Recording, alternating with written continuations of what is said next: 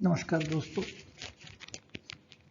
दोबारा आप लोगों से ये लैंड लॉजिस्टिक्स वीडियो का माध्यम मिलने में बहुत खुशी हो रही है।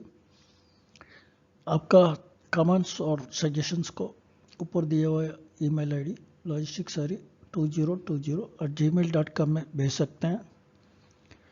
और इसका लॉजिस्टिक्स के बारे में ज़्यादा जानकारी के लिए आप हमारा वेबसाइट जाकर दे सकते हैं, जो ऊपर दिया हुआ www.harilogisticsacademy.com।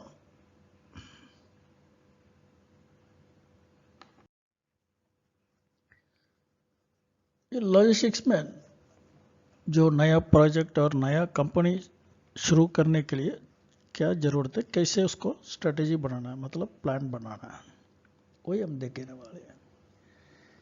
एक तो पहले प्रिपरेशन चाहिए, जो नया कंपनी या प्रोजेक्ट स्टार्ट करने से पहले। सो उसके लिए क्या क्या हमें ज़रूरत है, क्या क्या बनाना है। कोई भी कंपनी और कोई भी काम चालू करने से पहले ये सब बनाने का ज़रूरत पड़ता है। पहले तो हम जो काम करने वाला है लॉजिस्टिक्स के अंदर, सो उसको पहले डिफाइन करना है। क्या करने वाला है, कैसे करने वाला है, इसको पहले डिफाइन करना है।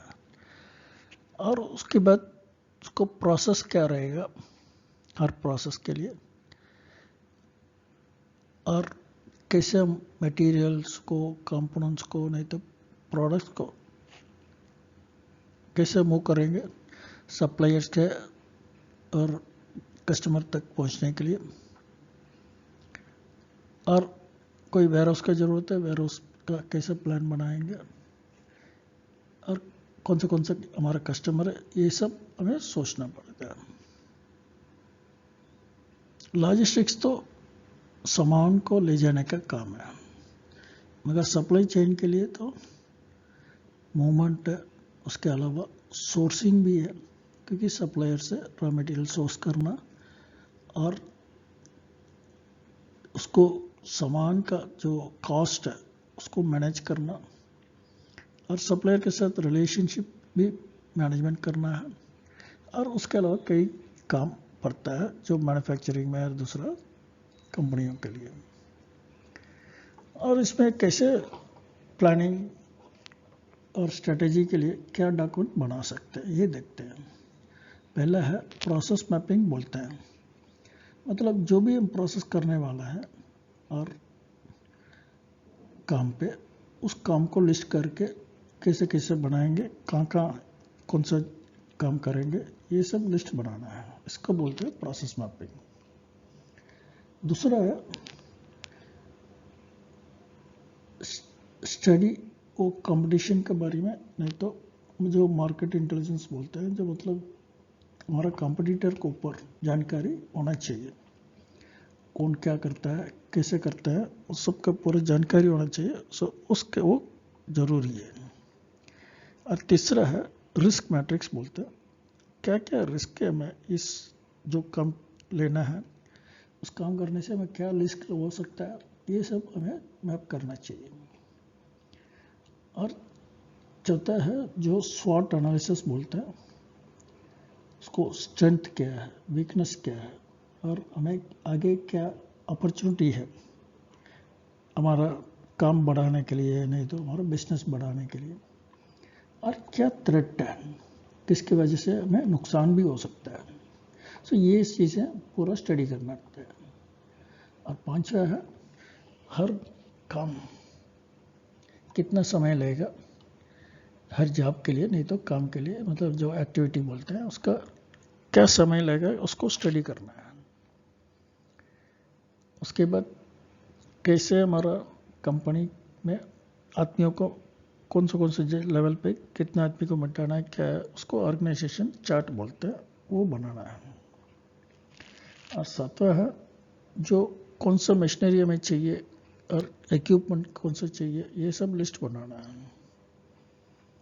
और आठवां है जो हमारा काम के लिए कोई तेल का ज़रूरत पड़ेगा, नहीं तो दूसरा जो भी हमें काम के लिए यूज़ हो सकता है, कई कागज़ की ज़रूरत पड़ेगा, नहीं तो किसका और किसी काम में दूसरा कई उसको कंज्यूमेबल बोलता है। क्या मैं डीजल का ज़रूरत पड़ेगा, नहीं तो कोई दूसरा तेल का ज़रूरत पड़ेगा, ये सब कंज्यूमेबल बोलते हैं। सो वो क्या क्या चाहिए उसको लिस्ट बनाना है। और नवा हमारे लिए क्या बिल्डिंग चाहिए, क्या लैंड क्या चाहिए और व्हीकल्स क्या चाहिए, ये लिस्ट बनाना है। और 10वां है जो बजट क्या रहेगा हमारा,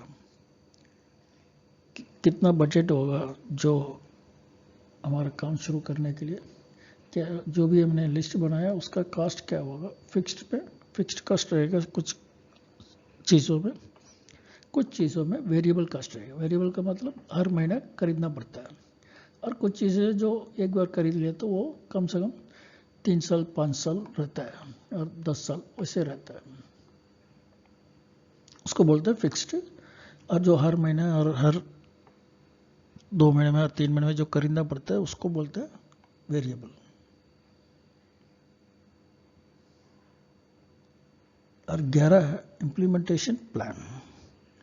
और जो काम है और जो कैसे हम चालू करेंगे, कैसे कैसे कौन सा काम हम पहले निपटाएंगे, पहले क्या करेंगे, वो सब लिस्ट बना के उसको इम्प्लीमेंटेशन के लिए प्लान बनाना है। और 12वीं है रिक्रूटमेंट प्लान। कौन सा आदमी को किस जगह पे कब रखना है, क्या है, ये सब बनाना रिक्रूटमेंट प्लान बोलते हैं। और लास्ट में है ट्रेनिंग शेड्यूल और ट्रेनिंग प्लान।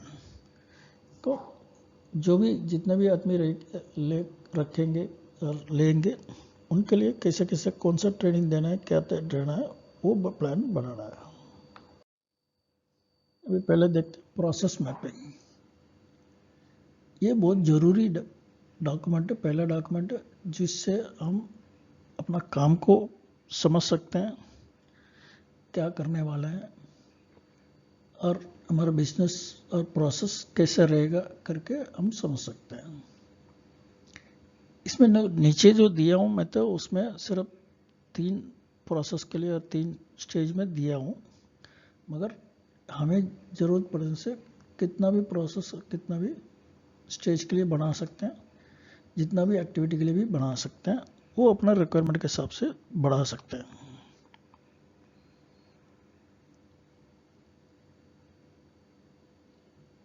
और जो एक्शन है हर स्टेज में कितना एक्शन भी, इसमें तो सिर्फ मैंने 5 एक्शन सैंपल के लिए दिया है, मगर अपना ज़रूरत जो भी है जितना एक्शन होगा वो बढ़ा के सारा एक्शन उसको ला सकते हैं इस पर। और दूसरा है जैसे बोला था मार्केट इंटेलिजेंस और कंपटीशन के ऊपर स्टडी करना है। पहले तो कौन सा कंपनियां हैं जो हमारे लिए कॉम्पिटिटर बनाएगा उसको पहले समझना चाहिए, और कितने आदमी है इसे वो समझना चाहिए। और उनका स्वॉट एनालिसिस क्या है, उनका स्ट्रेंथ क्या है, उनका वीकनेस क्या है, उनका अपॉर्चुनिटी क्या है, उनका थ्रेट क्या है, ये समझना चाहिए। और चौथा है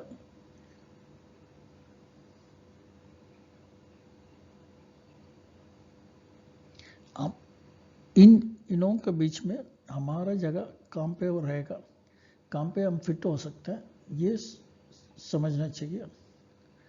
और उनका वॉल्यूम, उनका साइज, उनका ऑर्गेनाइजेशन का टर्नओवर, ये सब हमें पूरा स्टडी कर देना चाहिए। और एक रिस्क मैट्रिक्स करके जो बनाएंगे उसमें सर इन सब कंपनियों को एक पोजीशन में वो कौन सा पोजीशन में फिट होंगे करके हमें समझ के लगा देना चाहिए।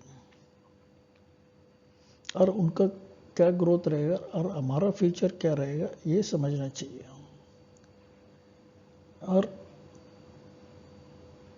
इंडस्ट्री के अंदर कौन सा कंपनी दूसरों को खरीदता है, नहीं तो दूसरों को टेक ओवर करता है, ये हमें स्टडी कर देना चाहिए। से ये सारा स्टडी करने से ही हमें कंपटीटर के ऊपर पता चलेगा कैसे, और हमारा कौन से स्थिति में हम रहेंगे उनके बीच में करके हमें मालूम होगा। तीसरा है जो रिस्क मैट्रिक्स। ये हर बिजनेस और प्रोसेस हमें चालू करने से पहले हमें मालूम होना चाहिए हमारा रिस्क क्या रहता है, और उस रिस्क को मतलब जो पार करके आने के लिए हमें कैसे बनाना है, कैसे उसको पार कर सकते हैं कि नहीं है, ये सब समझने के लिए ये बहुत जरूरी है ये बनाना।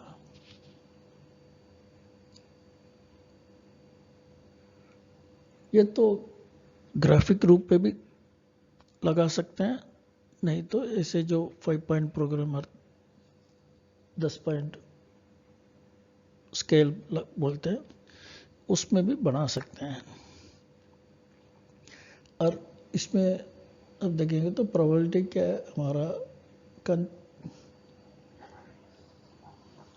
कॉन्सिक्वेंसेस नहीं तो रिस्क क्या है, ये हम मार्क कर सकते हैं, लो क्या है, हाई क्या है करके, तभी हमें पता चलेगा हम कहाँ पे बैठेंगे और बाकी सारा कंपनी हमारा कंपटीटर वो सब कहाँ बैठेंगे, सब कौन ज़्यादा स्ट्रेंथ है, किसका वीकनेस है, हम कहाँ इसमें बीच में कहाँ आएंगे, क्या ये सब स्टडी कर सकते हैं। इसमें 2 फॉर्मेट मैंने दिया है। जो पहले फॉर्मेट है उसको लिस्ट बनाना है, कौन सा रिस्क, क्या रिस्क है, और उसके लिए रिस्क का डिस्क्रिप्शन पूरा और इसको डिटेल में लिखना है, और उसके लिए क्या एक्शन ज़रूरत है हमें पार करने के लिए, और कितना समय चाहिए होगा, और कौन उसके लिए जिम्मेदार रहेगा, ये सब बनाना है। और ये जो दूसरा फॉर्मेट है उसमें नीचे तो प्रोबेबिलिटी दिया, वो साइड पे कॉन्सिक्वेंसेस दिया। सो इसमें जो मैंने बोला था 5 पॉइंट स्केल और 10 पॉइंट स्केल करके बना सकते हैं। उसमें कौन कहाँ फिट रहेगा, उसमें हाई तो बिकॉज ये तो राइट में जाएंगे तो हाई रिस्क है, ऊपर जाएंगे तो हाई है, नीचे जो लो है, सो उस हिसाब से हम बढ़ा सकते हैं।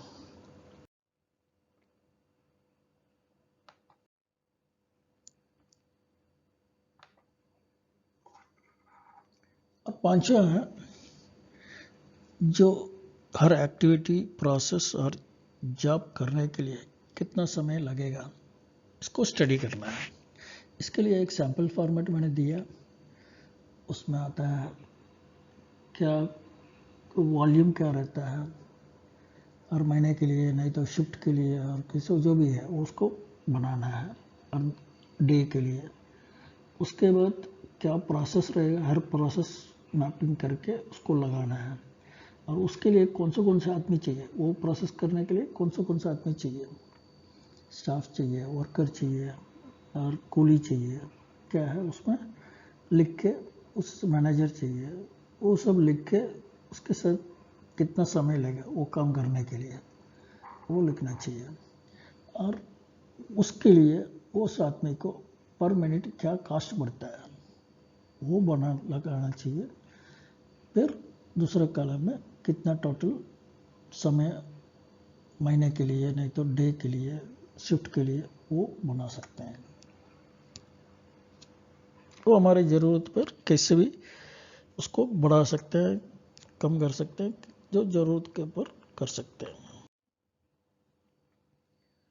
और ये है छठवा ऑर्गेनाइजेशन चार्ट, और ऊपर से नीचे तक कौन सा आदमी रहेगा, कितना डिपार्टमेंट रहेगा, हर डिपार्टमेंट में कितना आदमी रहेगा, ये सब मैप करना है, उसको बोलते हैं ऑर्गेनाइजेशन चार्ट।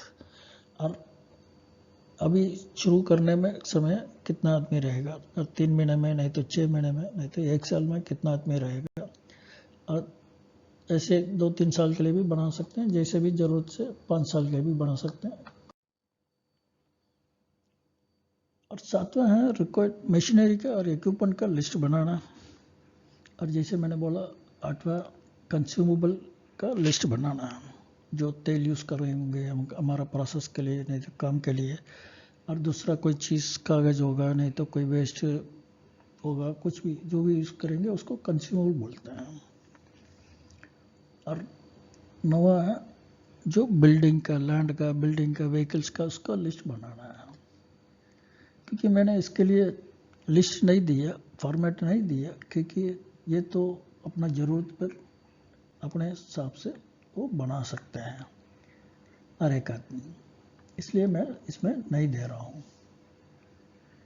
और उसके अलावा हमें जो पहले एक वीडियो में देखा था, क्या क्या कानून के हिसाब से और नियमों के हिसाब से कैसे हमें फॉलो करना है, क्या है, ये भी इसके अंदर मैप कर देना चाहिए, रिस्क में और इसमें हर चीज़ में मैप कर देना चाहिए। दोस्तों, इस वीडियो के साथ, इस पॉइंट के साथ मैं ये वीडियो ख़त्म करता हूँ और इसी सब्जेक्ट को आगे दूसरा वीडियो में भी कंटिन्यू करेंगे। धन्यवाद दोस्तों। आपका कमेंट्स ये ऊपर दिया हुआ ईमेल आईडी logisticsari2020@gmail.com में भेज सकते हैं। मैं समझता हूँ इस वीडियो को आपको तो कुछ तो बेनिफिट मिला होगा, और आगे आने वाले वीडियो से हमारा मुलाकात दोबारा होगा। और इस चैनल को आप सब्सक्राइब करेंगे तो आपका हर वीडियो जब डालने के समय आपको नोटिफिकेशन आता रहेगा। धन्यवाद।